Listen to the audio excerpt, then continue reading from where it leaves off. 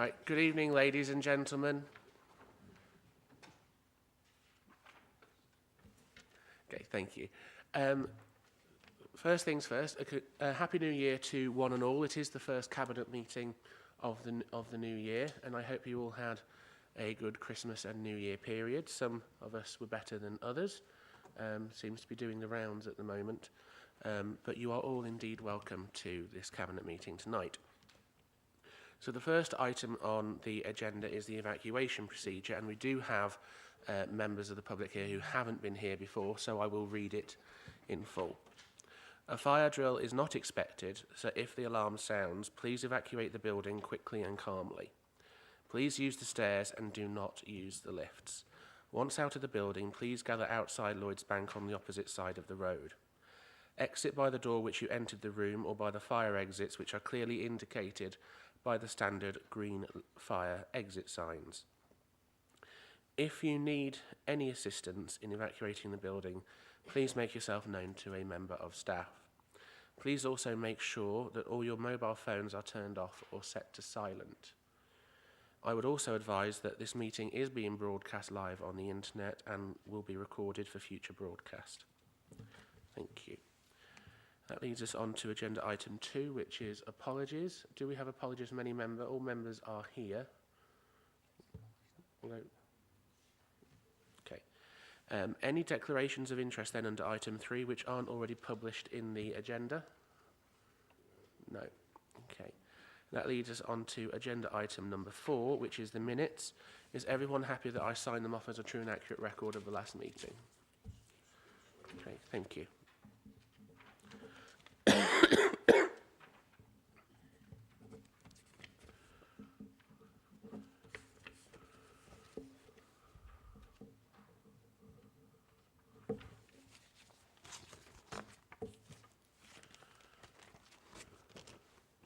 That moves us on to agenda item number 5, which is public consultation. I've been made aware that we have public speakers on agenda item number 6, which is the procurement of electricity, which is Mr. Smith, and on item 7 on the water safety policy, which again is Mr. Smith, and is it Miss Tonks? Okay, thank you. And we have also, as a Cabinet, received a statement from Ruth Kennedy, which was circulated to the Cabinet prior to the meeting and will be included in the minutes. So that then moves us on to agenda item number 6, which is the procurement of electricity. Councillor Croft. Thank you very much, Mr. Chairman. I shall be very brief. I shall move the report that stands on the agenda under my name. This allows us to award a service contract to ESPO for our electricity procurement for 2024-28. They use a system of forward purchasing, which allows us to have security of cost in year. It is commercially sensitive, most of the details, but we do get a considerably better rate on the commodity costs than we would if we tried to do it ourselves, and we don't actually have the capacity to do that anyway. So I shall thank the procurement manager, who's doing a very good job in very difficult times for procurement, but otherwise I shall move the report. Okay, thank you, Councillor Croft. Does that receive a seconder? Councillor Golby, thank you very much. We have one public speaker on this, which is Mr. Smith.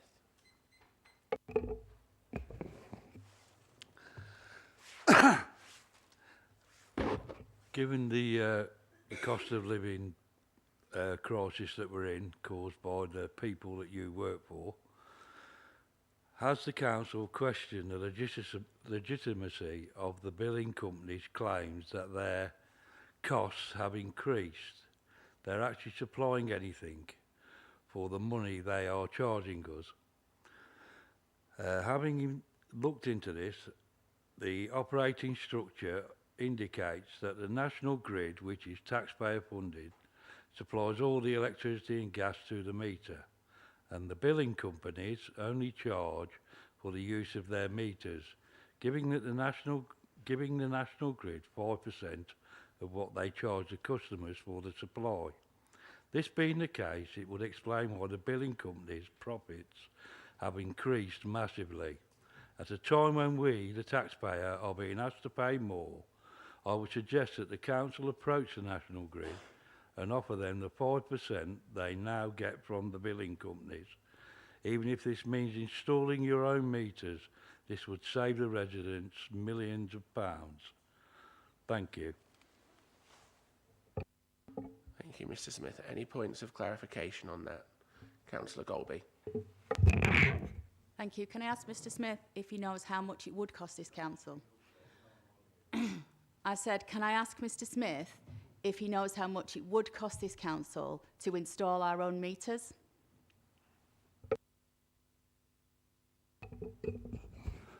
Nowhere near a million, 1.9 million pounds. Sorry, can I come back on that, please?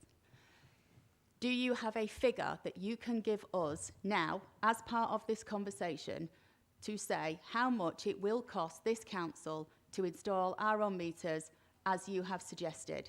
You have suggested that is a cost-saving measure.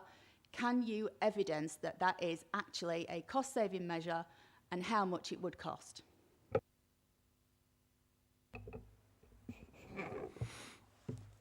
As I've said, it can be done, and it is being done across the country by lots of people. Yeah? All you need is a qualified person to do it. Yeah? So, have you looked into it? You're looking into charging us more because it's going up. Have you thought of any remedies so you don't have to charge us anymore? That's your job. You're supposed to represent us. You're supposed to look at ways of saving us money. That's your job. You get paid for that. Yeah? To represent us.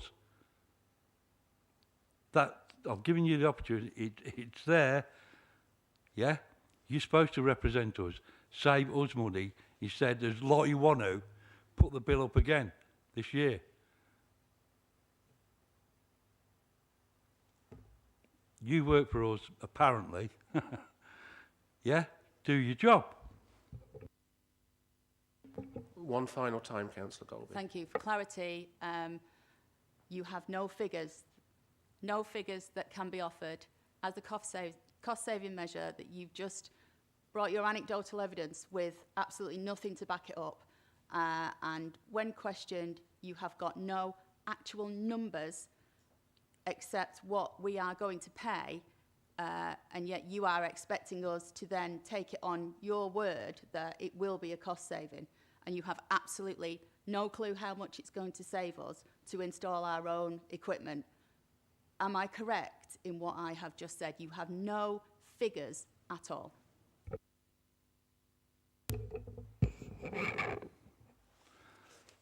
Like I've said, it's your job to look after our interests. Do you or don't you? Simple question. Mr. Smith, I believe that you've given your response, which is effectively a no. That's the end of the matter. Any non-cabinet member? Councillor Condacourt. Happy New Year. I'm very concerned that this is a long way in the future, this paper risen. October, November, with 2024 is almost 2 years in the future. So this contract will actually cover the period mostly of the next administration and partly of the administration after that. You know, we're going into 2028. So it's not for calling, and yet it covers something almost 2 years in the future.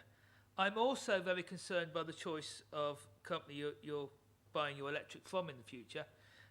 Total isn't the first thing you come to when you think about electricity generators. And we should be looking very carefully at this. The figure 1.9 million was mentioned as what our electricity bill might become, and obviously the details of the contract we won't know until it happens, because this isn't a contract at a known price at the moment. This is a contract for some unknown price for the next, well, not the next 4 years, the 4 years between 2024 and 2028. But we are looking at something probably in the £7 to £8 million area for this sort of contract. So I do think it needs more scrutiny, and we do need to look at the options of buying from someone greener. I think that's important. And also we need to look at reducing our electricity consumption. We could easily save 20% off our electricity consumption if we started doing energy saving measures. We talk about top slicing staff and doing this. we should be top slicing our energy bill and cutting that 10% the first year and then another 10% to get this figure down. And I mean, the office is wonderful. We had a good chat this morning on the phone. We haven't got any ability in this contract to sell energy back to the grid. And clearly, if my group or ran the council in 2024, we'd be wanting to generate some electricity from solar panels. We'd be wanting maybe to put a hydro scheme on the weir that needs rebuilding at the back of the council house. And so we'd actually want our council to be making electricity and actually saving the taxpayer money, or renting our roof spaces out so someone else can make the electricity and pay us rent on our roofs. But whatever, we need to be looking forward, and this contract is setting us in stone for 4 years for the period of the next administration how we buy our electricity, and that's not right. Thank you, Chair. Thank you, Councillor Condacourt. Any points of clarification? Anything that officers wish to come back on? Mr. Wallbank. Just to clarify, so obviously I think some of the concern there is about purchasing as far as advanced as we are going to be. The reason for that is so that ESPO can do their planning ahead. They can get our requirements into their basket and then procure that via Total Energies Gas and Power. So they have to do that in advance to get the best possible price available. I can't go into specifics currently, but the current contract, we are below the wholesale market rate, which does demonstrate we are getting good value for money now, cheaper than what the wholesale market is currently quoted and priced at. So that gives some reassurance. And we aren't alone. There are other local authorities looking to buy into this particular arrangement for purchasing electricity. And it has proven to date to give us and protect us from some of the real volatility in the market currently. Thank you, Chair. Okay, thank you very much. If no other Cabinet member wishes to speak, we'll move to the recommendations as printed. All those in favour, please show. Okay, thank you very much. That is carried. That moves us on to agenda item number 7, which is the water safety policy. Councillor Guttridge. Thank you, Leader. Many of our green spaces across the borough are enhanced by the presence of water in the form of water bodies, lakes, pools and wet marshland and watercourses, streams, rivers and canals. Water has been identified as a significant hazard on some of these green spaces we manage because it's the only site hazard to have been related to deaths within our parks in the last 20 years. This policy is therefore focused on this element of site safety and on exploring and determining how we can manage the risk that our water bodies could pose to the public, our employees and our contractors. Okay, thank you, Councillor Guttridge. Does that receive a seconder? Chair, I'll second that. Thank you, Councillor Golby. I have 2 public speakers on this item, the first of which is Mr. Smith.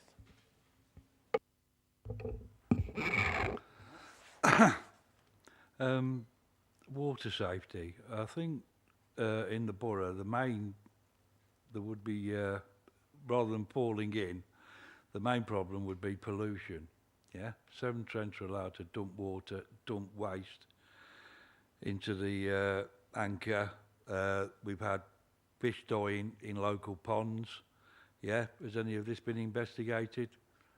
I hear the safety side of it, but I believe with the birds and the fish diebacks we had in the summer, yeah, that there's obviously a pollution problem within these waterways. Has any of that been investigated?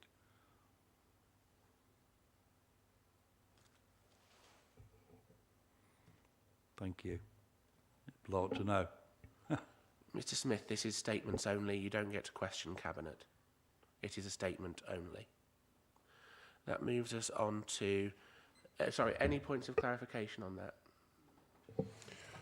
This is a point of clarification to Mr. No, Smith. Chair. Okay, thank you. Ms Tonks. Thank you. I represent, my name's Sue Tonks, and I represent Friends of Ensors. That's Ensors Pool. I actually live in the closest house to the pool, and I'd like to talk to you about some things that happen just on my backyard as such. First of all, last year we had a very, very cold winter, We had ice across the lake, but that didn't deter families from breaking the ice and going in and lying in the pool. Why you'd want to do that when there's rats swimming in it, I've no idea. But apparently it stove off COVID. We'd got young children allowed to go and jump and play on the ice unattended.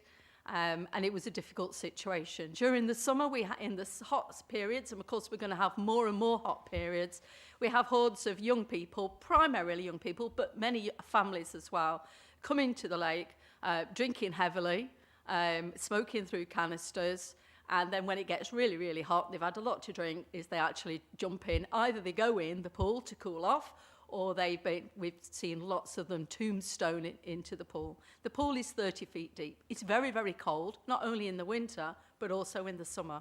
And so the hot conditions and going into a freezing cold pool has caused lots of health issues. It's very difficult for the emergency services to get to the pool, either from Heath End Road, from Bermuda, or even from the closest part, which is Hazelbury Corner, and to the car park. And as such, when we've had problems at the pool, it's taken a long time for emergency services to get there. Last year, we had a young girl at 14-year-old, totally inebriated, had to have her stomach pumped in the car park in an ambulance. Thankfully, she didn't go in the pool that day, but lots of her friends did. It's even in the summer, we've got young families camping out or getting picnics and leaving small children unattended playing in the water. It is a pool that is a clay pool, so it's a very, very slippy situation to be in. And we just get total abuse if any of our group talk to people and ask them or remind them that it's a dangerous place. During the summer, there was a theft of 8 6-foot blocks of polystyrene that got taken from a building site and ended up in the pool because it was a really good place to go and do a bit of floating. We managed to rescue quite a lot of those, but 2 disintegrated totally, which affected the wildlife. And this last year, in the summer alone, we've pulled out 6 deflated inflatables. And when we've seen inflatables out there, children as young as 5 years old are sitting in inflatables on their own, wandering about in the pool. It's a very, very dangerous place. So therefore, I uphold the agreement for the water safety policy. And just to let you know that we had a DEFRA notice on the pool today, which is very sad. Okay, thank you very much, Ms Tonks. Thank you very much indeed. Any points of clarification to Ms Tonks on that? Councillor Guttridge, is it to Ms Tonks? Ms Tonks, I fully support you in your actions. To Ms Tonks? Yeah. Yes, go ahead. My point of clarification is just to say thanks, Sue. Yeah. I know that the group do quite a lot, and I know and this is also on my doorstep, and I am equally as frustrated as you, so I'm really pleased that from your perspective, you've been doing what you can on the ground, and I've been doing what I can here to get this water safety policy through, and then that takes us on to further being able to strengthen things. And actually, I would like to add to what Sue has said. We have had a death in Enses Pool, and no parent wants that. And I know that there was reference made to the tragic incident in Solihull as being the driver for this by some correspondence that we have received separately. I can categorically say that actually that's not the case because Sue has just clarified. So is there anything, message that you would like to get out to people about Enses Pool right now as a follow-on from what you've just said? Enses Pool is a very dangerous place. It's the most beautiful place. There's wonderful livestock, but people need to really be aware of the dangers that are in the pool. And we haven't got those sufficient dangers aware at the moment. Even in signage, it doesn't help, and that would be really helpful. Okay, thank you very much. Any non-cabinet member? Councillor Condacore. Thank you very much, Chair. It's very useful going to the link in the document for the safety sites because there's lots of statistics on there, and 85% of people who drown are male. It really shows what an education problem this is, as well as obviously a physical problem, etc. It also said that 46%, I think it was, of people who drown didn't intend to go in the water. That is why it's important that we get, like where kick rails are and things, right, so that actually people don't accidentally fall in when they're inebriated. And I saw a chap in Wellington absolutely blotto by the anchor, which really does frighten people. But on the other side, when we do this public spaces protection order, we need to remember the best way to stop people going in the wrong place and doing the wrong thing is actually making sure there are opportunities to take part in water activities. And that's why I don't want these proposals to actually stop like the Sea Scouts doing stuff. And I remember as a child we used to go boating in the park. Yeah, we need to look at places that are actually safe places. So at the same time as taking people absolutely away from the clay pits and the quarries, we do as a council need to think actually safe, responsible, learning respect for water is important, education is important, and the public spaces protection order has to, if it goes in, have space for people doing responsible things in water. If you look at the ROSPA document, actually open water swimming is safer than angling, is safer than driving. The people who actually know what they're doing and swim in rivers in the right place where they know it's safe and there's not, they're actually safer than the anglers on the bank. So I think when we do all this stuff, it shouldn't be 100% no going in open water. It should be 99% or whatever the amount the borough is unsafe. But actually we should also talk to the people who do educate people about water, educate people about open swimming or the Sea Scouts, and actually make sure there is that opportunity for people to swim responsibly and canoe responsibly with the right supervision. And I'd love one day, I mean, Leamington's looking at making part of their river an open swimming thing. I'd love Severn Trent to stop pumping sewage in the anchor, and as somewhere on the river anchor to have a short section that's clear of debris and is actually safe for open water swimming. And that is compatible because what you're trying to do is you're giving them a carrot, this is a safe place to go, and you're giving them a stick. Just giving them a stick won't stop people swimming in summer. And a lot of the people who die won't even know there's a public spaces protection order. So it's got to be a package. Thank you, Chair. Thank you, Councillor Condacourt. Any points of clarification to Councillor Condacourt? I would just like to say about the open water swimming and the Sea Scouts. We have looked across the borough at various sites, but we have nothing suitable. It is old quarry holes which are cold, damp, deep, full of silt, and it is unsafe. Okay, thank you, Councillor Guttridge. Councillor Hammersley. Thank you, Chair. I've been into water sports now for over 50 years, and it all started with education about water. It can be lovely, but it can also be a demon as well. And that started at home with education and with schools to respect.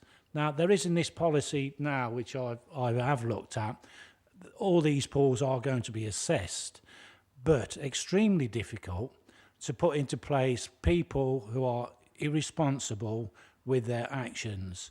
But a lot of it does come from home. Responsibility starts with parents so that children are aware of their actions and teaching people to swim and be safe in and around water. If they should fall in, there is a chance that they can save themselves. So it is extremely difficult for a council to monitor all these pools safely. But with education from parents and from schools, it can help. Thank you, Chair. Thank you, Councillor Hammersley. Any points of clarification to Councillor Hammersley? No. Okay. Open it up to debate.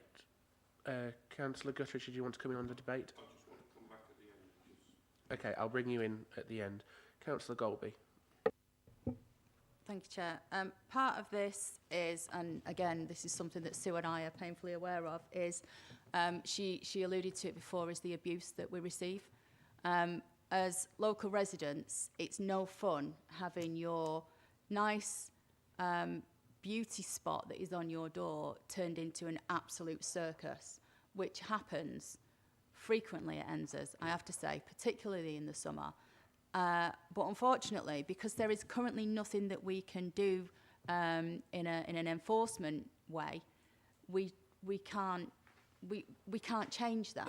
This is the first step to being able to do that, and putting the PSPO in place as well is the next step, which then will enable police officers, when they do go down, to be able to take action and actually be able to fine and take further. Because I know that Angie, the PCSO that's been down there, she's been told to F off more times than anything by people who are down there having a drink, having a barbecue, smoking weed, doing whatever else they're doing, not interested in being moved on. And they would actually quite happily take the risk and go in there at night. We've had people in there at night. Yeah.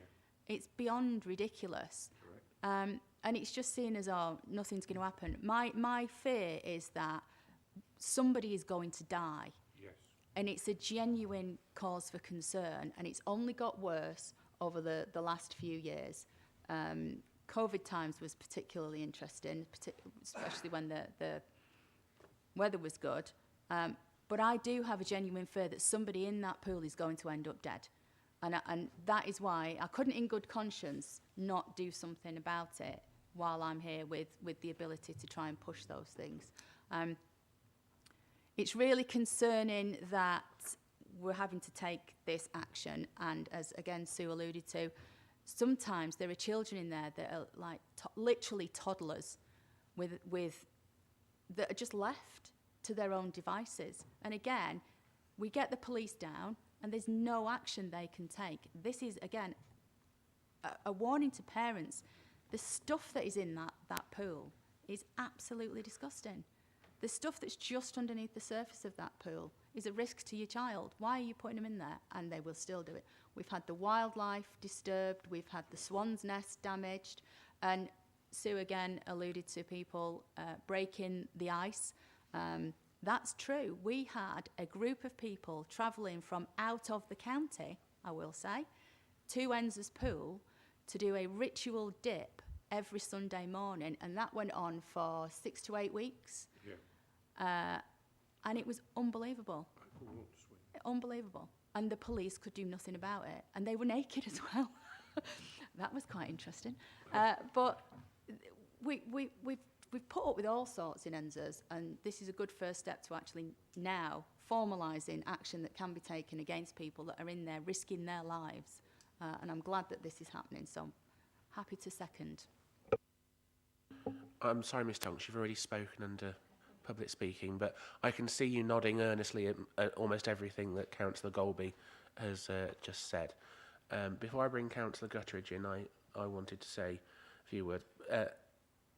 This isn't a knee-jerk reaction to what happened in Solihull, as tragic as that was, but that does emphasise the reason why we are taking the action that we are taking. In fact, myself and Councillors Golby and Gutteridge were discussing this at the same time as the car sales PSPO that we passed about 12 months ago now, I think that was, and we were concerned about the level back then and what we could do about that. So officers have been working quietly and steadily behind the scenes to actually take our direction forwards to initiate the Public Spaces Protection Order.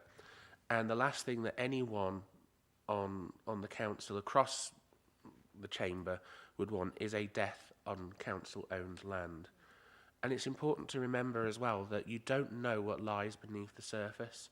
It may look very calm and still on top, but it could be very dangerous underneath, whether there are reeds, whether the depth goes off quite suddenly. As a scuba diver myself, I do know something about that, although mine's more in tropical climes than cold climes. You wouldn't get me going in there because I know it's freezing cold in these areas. I'm more of a fair weather diver myself, I must admit. But Also, the currents, you do get currents in large bodies of open water at depth, and you don't realise those can take you down and suck you down in literally seconds. And that can put people at great risk. And also, it's not just the people who are doing the swimming in there, it is the people that go to rescue them as well that are put at risk. And the emergency services who put their lives on the line for those people that go in. I am hesitant to allow any other kind of use of the open water, because the moment someone sees someone on the water, they will think it is fair game and open season for them to use that water in any which way they see fit. And we cannot keep living in the past, in the 1950s. Yes, there were boats on the River Anchor in the dim and distant past, but it is not the same environment, and also it costs an awful lot of money to run that service if that was to be brought back in. We haven't got the manpower to, or the cash to buy the boats, to have staffing on there, to have all the health and safety requirements and lifeguards which may be required as well. My advice to anyone who wishes to go and swim in the borough is go and use our swimming pools, or use one of the private sector swimming pools. They are there, they are safe, they are warm, and they are monitored. That is the place which is most appropriate in our borough to go swimming. So I am quite happy to endorse the recommendations. Councillor Guttridge, you wanted to come in. Thank you, Leader. I would like to thank Sue Tonks for coming today, and I fully understand your frustrations, and we understand in the parks the frustrations and the aggravation and the distress it is causing the residents. But this is a start. In this report, we're going to move on to 4.12, which is the Public Space Protection Order, which we are working on now. Once we get this in place, we can then move on to the Public Space Protection Order. I would fully echo what my colleagues have said. I would like just to take this opportunity to thank the officers in the Parks Department for doing a sterling job. We've been working on this for 12 months at least, and it's now come to fruition. I would like to thank that. And I would like just to leave everybody with one thing that we constantly put out to the press. Stay out of the water. Thank you. Okay, thank you, Councillor Guttridge. Before I bring it to the vote, just to make sure there's no other Cabinet member wishing to speak. No, in which case we will move to the vote. All those in favour of the recommendations, please show. That is carried. Thank you very much. That moves us. You're free to stay or go, Miss Tonks. If you want to stay, you're welcome. If you have other things, then don't feel. Thank you very much. We'll move on to agenda item number 8 then, which is arrangements for short notice burials. Councillor Guttridge. Thank you, Chair. This policy document is a supplement of the current cemetery regulations which remain in force. It details the process that both Nuneaton and Bedworth Borough Council and the applicant will follow when a short notice burial is required. It details the time frames for the booking and burial, the latest times a burial service can take place, and the documentation required for a lawful burial to proceed. When a burial is to take place in an existing grave, Nuneaton and Bedworth Borough Council are unable to guarantee that a same-day burial will be possible. As part of the development of this policy, we have undertaken an environment impact assessment which concluded that no adverse impact was identified. Arrangements try to be accommodating and meet the needs of the Muslim community, but at the same time set out what is operational possible. Thank you. Okay, thank you, Councillor Guttridge. Does that receive a seconder? Thank you, Councillor Markham. Any non-Cabinet member? No, in which case, any Cabinet member? Okay, we'll move to the vote. Oh, Councillor Guttridge, you want to sum up? Can I just say, we have met with the Muslim fathers, the Muslim faith, and we've had a very congenial, very good meeting with them, and we outlined everything, and they fully understand the operational hours. I met with the director and myself met with the Muslim fathers. Thank you. Okay, thank you, Councillor Guttridge. In which case we'll move to the vote. All those in favour, please shout. That is carried. Thank you very much. That moves us on to the Bedworth Physical Activity Hub update. Councillor Markham. Thank you, Chair. This report provides an update in relation to the Bedworth Physical Activity Hub. Following notification from the contractors that the revised costs to deliver the overall project are now £34 million, this brings an increase of between 6 and 7 million. And this increase is due to many inflationary changes worldwide and the impact this has had on utilities, construction, costs and supply chains. Also, preemptive ground investigation findings have added to this increase. It is therefore recommended that the Borough Council delay any further work on the Bedworth Physical Activity Hub whilst we identify any further potential funding options, and I ask for approval of the recommendations 1 to 6 as printed. Thank you. Okay, thank you, Councillor Markham, and I will second the recommendations from the Chair. Any non-Cabinet member? Councillor Condacor. It seems improbable that we could ever do this for £24.7 million, which is the original budget. There's a similar leisure centre in Dover, which is done by the same contractors, the same architects and the same builders 5 years ago that cost £26 million. We were really very optimistic in building such a vast leisure centre with all its wonderful facilities for the amount of budget predicted. And as councillors, we were getting monthly updates at the beginning from Mr Hollis, telling us how it was going, and these seem to have stopped in July. And it is clear that the project has been in serious financial trouble for some 6 months. And it is very sad that it's got so far and so much money's been spent before we've actually brought it to a halt. It was clearly over-optimistic. We do really need the leisure centre in Bedworth replacing. Everyone for many years at scrutiny has all said we need a leisure centre replacement for Bedworth. But the project has got too expensive, too gold-plated, and I'm really concerned that this project was pulled so late where we've actually spent so much money on design, when we knew in March last year that the inflation of construction costs was very high. We knew in March last year about the material shortages and things already. Yeah, although this crisis has got bigger and bigger, we have known for some time about the problems of Brexit pushing prices up in labour. And I really want it looked at why we got in this mess of having what was probably a £36 million project, because it says 34 million after value engineering. So I don't know what the final quote was. And we should know that the Miners' Welfare Park was built on a mine. We should know we're going to find mine workings and ground problems. So I really think we failed to learn the lessons from the climbing wall, Gresham Road, and we've done another project where we've been grossly over-optimistic. And reality has now dawned that it's not just a little over budget, it's actually 10 million over budget. 24 million to 34 million, that's £10 million. Any points of clarification on what Councillor Condacor has said? Anything that officers wish to come back on? You do have a mic there if you need one. Thank you, Chair. I would point out in terms of clarification that the estimate that was provided in March 2022 was prior to any world changes in terms of Russia and Ukraine. That was the cost estimated by the project management team at that time.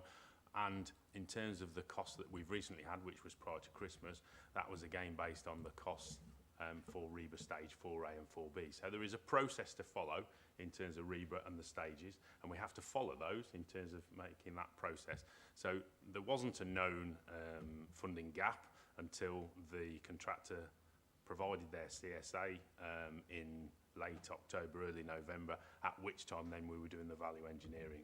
So the costs weren't known up until then. The costs were identified and presented to Cabinet and Council in February, March 2022 as to the budgeted figure. They were being presented to our funders, and at that time that was the budget, and we were confident that we could deliver that. Obviously things have changed since March 22, and inflation and everything else has caused that a significant problem. We are not alone in that, Chair. There are a number of other projects across the country, and likewise in terms of inflation has increased in spiralling costs. So in terms of clarifying that was where we were in March, and that's where we are just before Christmas last year. Thank you, Chair. Mr Davis, the Chief Executive. Thank you, Chair. Just to add to that as well, I would remind members that the original cost estimate plan and the original designs and the legitimacy of that cost estimate plan were all discussed with significant input from Sport England. And that was crucially important that, as with most borough or district councils, we don't build something like this very often. Sport England are involved in this type of project all the time, so we felt it was really important to have their input into that, and they were extremely helpful, and their view was that the cost estimates that were produced at the various REBA stages were sound. Thank you, Chair. Okay, thank you, Brent. As a seconder, I would like to say a few things about this. So, of course it's disappointing that we're having to bring this report forwards. We would like to be cracking on with building the new leisure centre, and I know officers want to crack on with doing that just as much as we as a cabinet and controlling group want to get on with building a new leisure centre in Bedworth, because it was only this administration that actually worked to bring forwards the funding for doing so, with the Levelling Up Fund bid that we submitted as quickly as we possibly could do upon taking control in May 2021. It is a complete fallacy to say that these costs were known in March. If you had, I would suggest that you were clairvoyant and should be putting numbers on the National Lottery, because no one could have predicted the inflationary pressures that we are facing. No one knew that Putin was going to invade the Ukraine in February, March, and that we would still be going on with that conflict now, and all the disruption that is causing to the energy supply chain, the materials supply chain, and also the consequences that has had with the pay awards and the pay increases which are being negotiated across both the public and the private sector. Nobody could have foreseen that, and I think if Councillor Condacor is trying to suggest that he could, I think he is actually misleading Cabinet and, more importantly, residents about that. Yet again, he is misleading about gold plating. This has never, ever been a gold-plated project. We have put in what we believe the residents of Bedworth would like, and at every stage we have considered whether it is appropriate to have different facilities in there. Indeed, I believe 4 or 5 months ago, or it may be longer, a decision was made to change the type of lining of the pool from, was it steel to concrete or the other way around? Steel to concrete. Thank you, Kevin, for confirming that, because it would save money as part of the process. And we have been talking with the contractors about that, and we have been working up the plans and having the discussions and doing the exploratory work, all of which requires money, and we have had to draw that down from DLUC as part of the Levelling Up Fund. Yes, we know that there is a former industrial use to the land, but no one knows what the exact topography of the land is underneath, and that is why officers, far from being reckless and cavalier with this, they were very prudent and very safe and brought forward the land exploration ahead of where it would normally be in the REBA stages, which are the accepted industry standards, and actually dug exploratory trenches in the proposed development area to see what the lay of the land underneath there was. And having seen some of the photos which have been produced, I am concerned that if that was disrupted or interfered with in any way, it could cause either damage to the local wildlife, or if it was to somehow by accident get in contact with humans, then that could cause significant health issues for the residents of Nuneaton and Bedworth. So far from being reckless and profligate, we have done exactly the right thing at the right time, in my view. Now, yes, it is disappointing that we are where we currently are, but Cabinet have been working extremely hard with officers to examine our options, and we are looking at negotiating or contacting any potential partner for additional funding. And in fact, one of the conditions of the recommendations that we had put in consultation with officers is the recommendation that power is delegated to the respective director, Mr. Hollis, with consultation with the portfolio holder, that if we do find someone that is willing to fund us, if we put in an application, they have authority there and then to put in that application, rather than have to wait for permission to come back to Cabinet and the resulting delay that could potentially bring. We want to get on with the job of delivering the Bedworth Physical Activity Hub, and we will examine all the other options with there as well, because we remain committed, wherever possible, to strain every sinew and get this leisure centre built. But we are a responsible Cabinet and a responsible administration, and we will not put any additional borrowing costs onto this council which we cannot sustain and afford.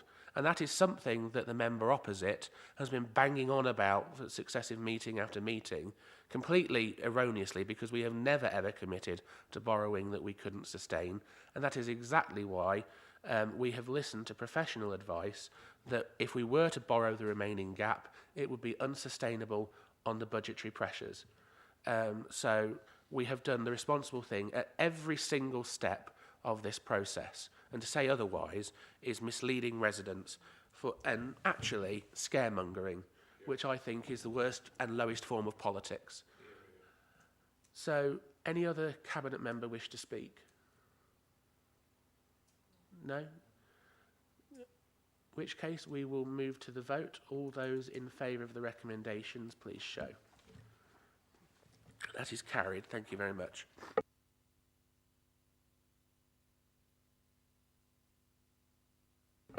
That moves us on to agenda item number 10, which are recommendations from the Civic Honours Subcommittee. I would say before I open each of the different recommendations, I have had contact from Councillor Damon Brown, who has informed me that he wished to put on record his support for each of the recommendations before us at 10A, B and C. Talking of which, we have item 10A, which I will move, which is street naming in honour of Simon Valentine. I should point out that the recommendations are actually on page 4 and not those as contained in the report. The report is what went to the committee and were modified in the committee. So the street naming in honour of Simon Valentine is that we look at renaming the stretch of Rye Peace Ringway between the traffic islands at King Street and Coventry Road to be renamed in honour of Sergeant Simon Valentine, and that delegated authority be given to the Director for Planning and Regulation in consultation with myself to confirm the precise name. That is because we want to make sure that we have due regard for Sergeant Valentine's family, Carol Valentine, and the exact form of wording that they would like. I'm very conscious that if we were to just name it Valentine Walk, in time people would possibly forget the actual reason behind the naming, and it would become associated with Valentine's Day, and that isn't the case. It is to honour a fallen hero of this borough, and so it is to discuss with Mrs. Valentine as the nearest relative about whether she wants a possibility of Simon Valentine Way, Sergeant Valentine Way, or Sergeant Simon Valentine Way. And I believe, Phil, you're in discussions with the family. So I'm happy to move that from the chair. Does that receive a seconder? Councillor Golby, thank you very much. Any non-cabinet member? Councillor Condacor. Yeah, it's okay. I just want to very much agree with that, because we've got various known roads named on my ward, like Knox Road or whatever, and without the second name, you don't know what the history is. So I really do agree we need either Sergeant or Simon in there. Thank you. Okay, thank you, Councillor Condacor. Any points of clarification? No. Any other non-cabinet member? No. Any cabinet member wish to intervene? No. In which case, we'll move to the recommendation on 10A. All please show. That is carried. Thank you very much. And that moves us on to agenda item 10B, which is the Nuneaton Bedworth Award of Merit. one of the things that when we entered into administration was we were very conscious that recognising those who have served our community with diligence and respect and hard work over a number of years, it was ad hoc about how we recognise those people, and very much down to usually the mayor of the time, whether they were willing to entertain awards off their own bat for that. And what we wanted to do was actually put in place a mechanism where we could accept nominations from the public. Not nominating yourself, obviously, because I think that's incorrect, but having legitimate nominations from members of the public with a seconder as well, so that we can start to get out there and recognise the unsung heroes of Nuneaton, Bedworth and Bulkington. And we are, as people will have seen, started to make more use of the honours available to us with Freedom of the Borough, with the aldermanships. And I know that the Mayor, both of Councillor Tromans and Councillor Clark, have given ad hoc mayoral awards as well, where they've deemed necessary.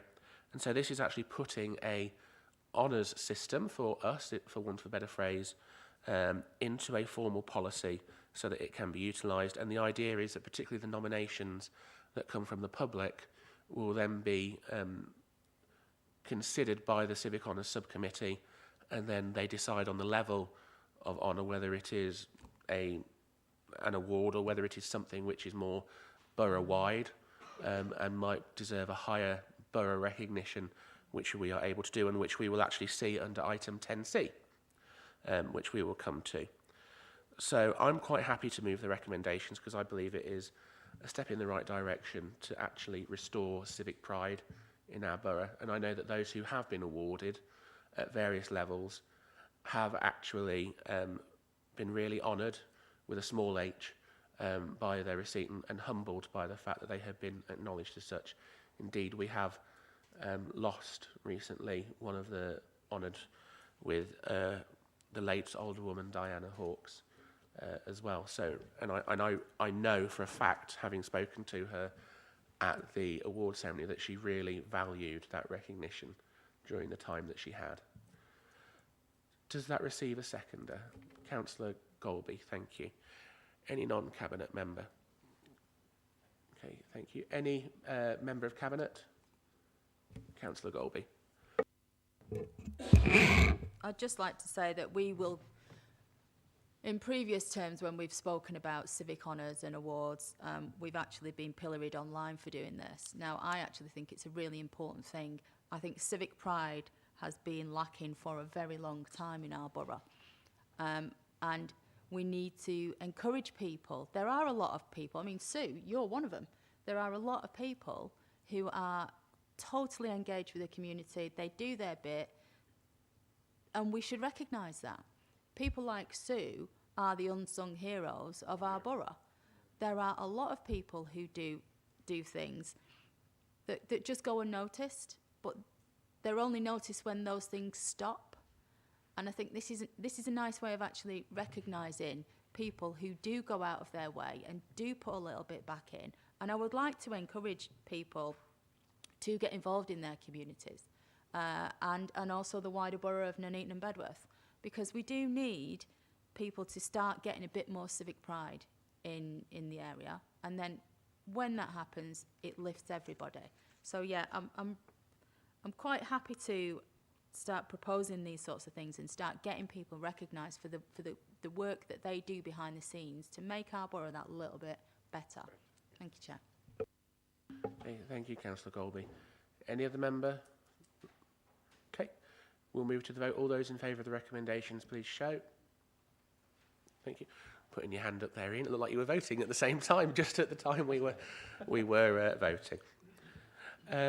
That moves us on to agenda item 10C, which is to recommend that Dave Leach, who many of us will know as the former mace bearer, but he was far much more than just a mace bearer. He was a stalwart of this council, assistant extraordinaire to many mayors over the years, and someone who has helped with fundraising for each of the mayor's charities. God knows how much he has helped to raise over the years for the various charities across this borough.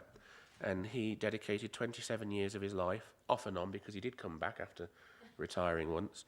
And he does keep... there has been the possibility that we might have to have a special guest appearance, which hopefully I think we've resolved. But I think that level of dedication and service to the borough deserves recognition. And so the Civic Honours Subcommittee felt we would like to put Dave Leach forward for Freeman of the borough. And it would give me great pleasure to move that to Cabinet and hopefully on to full council if approved. Does that receive a seconder? I've got Councillor Golby and Councillor Croft sticking their hands up. Thank you very much. Any non-Cabinet member? Councillor Condacor. I'm sure everyone would be very happy with the honour for Dave. He's been very friendly and hard-working for people of all parties. One bit of practicality, I hope if it is an extraordinary meeting, it is done before a normal meeting, so we get the maximum attendance. Thank you. Okay, thank you, Councillor Condacor. Myself and the Chief Executive have had discussions about the date, and we are trying to find a suitable date to do so. Any non-Cabinet member wish to speak? No? In which case we'll move to the vote. All those in favour, please show. Thank you very much. That moves us on to agenda item number 11, which is recommendations from the Overview and Scrutiny Panel. I suggest that the recommendation is just to note the report, but are there any speakers on this? Councillor Condacor. This is obviously highly controversial, and there's a lot of arguments at the scrutiny panel about the evidence behind this. But one thing I really did ask for was details of the replacement benches, because actually the thing that people really need, particularly if they're elderly, is somewhere to sit at every certain distance through the town. And we're desperate for footfall. So I did ask if the officers could provide us details of the replacement benches before the removal of the existing benches and fountain. And it was unsure, I think, at the scrutiny committee whether we would actually get details of what was going in its place. But to remove benches, to remove the fountain and the benches, and just have nowhere for people to gather and meet, etc., would be a major blow to town. And I think we may end up with a situation of people occupying the benches as you're trying to demolish them if you don't actually offer someone the actual ability to have something better in their place. People might not like the fountain, or might not, but we do need to have the design of what's coming in its place. Otherwise, it's just another loss of footfall for the borough. Thank you. Thank you, Councillor Condacor. I would just like to emphasise it has always been Cabinet's intention throughout this process that the benches in their current form will be removed, because obviously if the fountain is removed, it leaves a circular-ish area of seating, which would look, quite frankly, ridiculous with the loss of or the removal of the fountain. So there would have to be, and always have intended to be, replacement benches that will go into place, and those plans are being worked upon. Now we know that we have been awarded the UK Shared Prosperity Fund, and that will come forward in due course. Any other Cabinet member wish to speak? Councillor Golby. This is something that, I want to get this very, very clear to all those people out there who are saying otherwise. It's the removal of the fountain. So there will be an alternative seating arrangement. Now, we collectively have seen some very, very wild theories being propagated, usually with a political nature in the background lurking somewhere. But this is about the fountain, and it's quite right. It's as you said, we didn't know whether we were going to get the funding or not. It was a proposal. We have got the funding, and we can now move forward with things. So just to dispel the myth once and for all, there will be seating. There will be some seating. That's a given.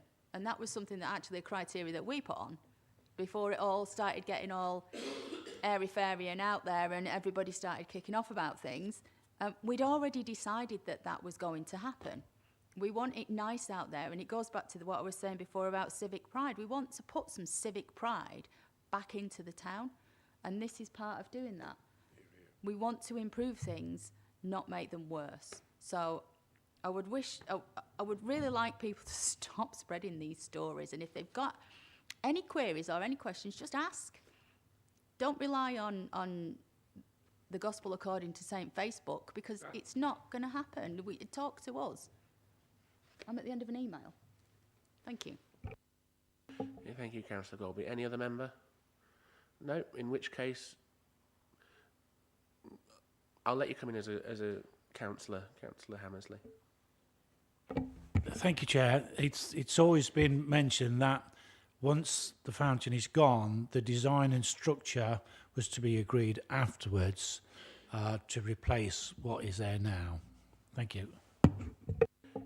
Thank you, Councillor Hammersley. That is indeed the case, and the officers are fully aware that there needs to be something or a plan for its replacement. We have had those discussions with officers, and those are being worked upon. This isn't just a case of stripping out and running and leaving it. We know that there needs to be a replacement and improvement to the overall street scene and improvement to the town centre overall. So that is very much Cabinet's intention and direction that we have set. So all those in favour of noting the recommendation? Thank you very much. That is carried. Agenda item number 12 is any other items. I'm not aware of any. So I shall thank everyone for their attendance and wish them a safe journey home. Thank you.